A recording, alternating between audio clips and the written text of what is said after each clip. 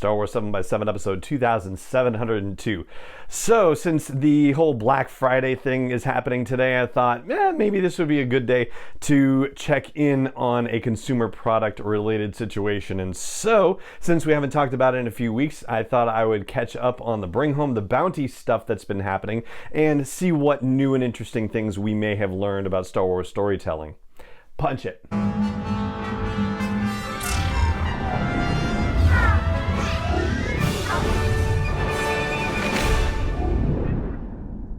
Hey Rebel Rouser, I'm Alan Voivod and this is Star Wars 7x7, your daily dose of Star Wars joy, and thank you so much for joining me for it.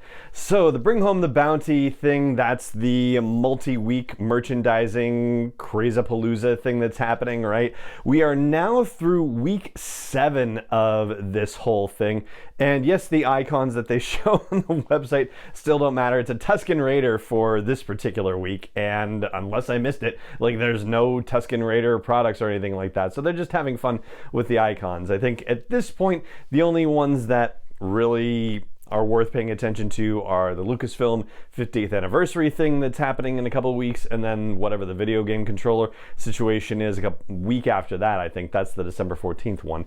And so, yeah, those are the ones where maybe there might be a little bit more of an indicator of what might be coming on those particular weeks. But yeah, this time and so far, not so much. And as for the stuff that they've released over the last few weeks, it seems to me that we're not yet getting stuff that hints at what is to come necessarily. We're getting stuff that sort of fills in what we already have. Like, for example, there's going to be a Cobb Vanth action figure. He's the Marshal from Chapter 9 of Season 2 of The Mandalorian, the Marshal who had Boba Fett's armor prior to giving it to the Mandalorian, right? So there is a little bit about his character in the action figure introduction. It says, let's see. Oh, the Marshal of Mos Pelgo, a small town on Tatooine, Cobb Vanth, has earned the trust of the townsfolk as a capable peacekeeper and leader.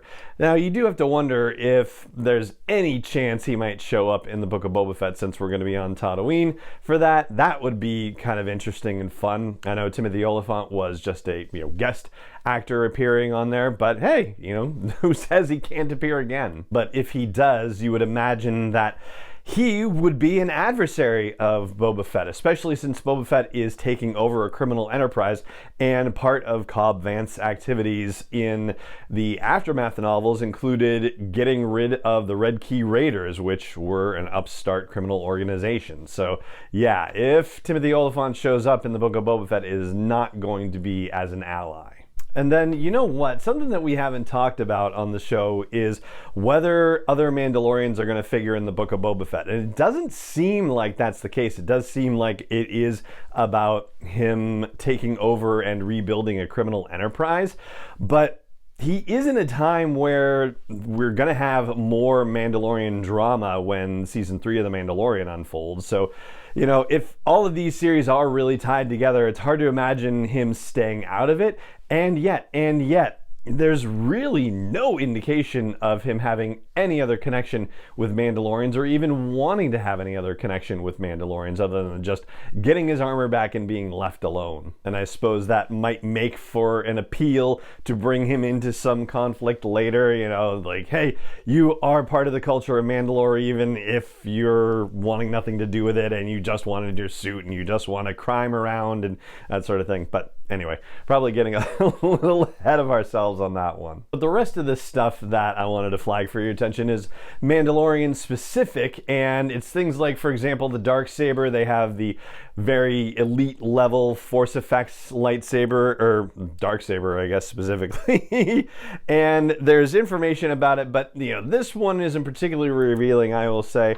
It says, in Star Wars lore, the Mandalorian Darksaber is an ancient lightsaber that serves as a powerful symbol of leadership to the Mandalorians, a unique weapon with a black energy blade lined with a crackling white edge. I think we kind of already know the gist of that. And related to that, they put out a description for a Bo-Katan action figure that was different from any other one that I've seen. This was on Entertainment Earth, and as opposed to the very carefully written ones that you get coming out of Lucasfilm, this one has a little more personality. It says, While you fought amongst yourselves, the Star Wars Vintage Collection Bo-Katan 3 3/4 action figure studied the blade, and then it parens blades sold separately. And it says Bo-Katan is a veteran in the Clone Wars and as a Mandalorian warrior has seen some horrible things. The Siege of Mandalore, the Fall of the Republic, and whatever it is Grogu ate yesterday.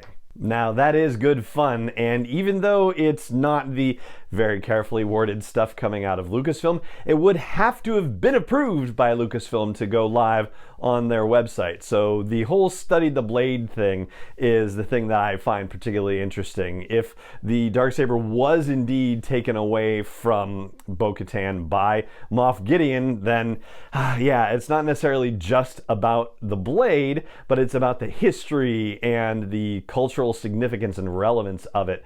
So yeah, there's some really interesting stuff happening there. Then another thing that I think we're going to want to pay a little closer attention to, this is again kind of a fill-in thing, but it may end up coming into play for Mando Season 3 as well. So stuff related to Death Watch Mandalorians has been coming out in action figure form, and so here is what they're saying. There's a couple of variations on this about various Death Watch stuff. It says the warrior clans of Mandalore were believed to have been wiped out ages ago, their tattered remnants exiled to the Concordia moon, and that actually goes back to the Clone Wars, and their ways were resurrected, and with them their legendary combat armor that was feared across the galaxy.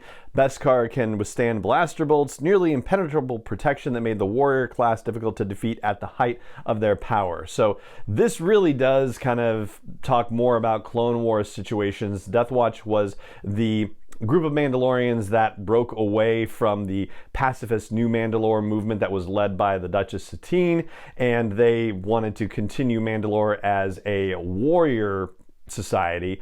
And so yeah, that whole thing happened, but then when Maul defeated Pre Vizsla, who was the leader of Death Watch, and took over the throne of Mandalore, Bo-Katan said, yeah, no outsiders should rule Mandalore, and with a bunch of other Death Watch folks, she basically kind of defected from the situation and started fighting against Maul as best she and her compatriots could. And there's subgroups within Death Watch, one of which is the Night Owls, and the Night Owls are sort of an elite group within Death Watch, or were an elite group within Death Watch. And it turns out that Koska Reeves and Axe Wobbs, that we also met in Season 2 of The Mandalorian, they are part of the Night Owls as well. So Bo-Katan is still running the Night Owls, and there was some merch early on in this Bring Home the Bounty stuff that featured a Night Owls design. It was not actually like action figure like, so from a description standpoint there wasn't any information that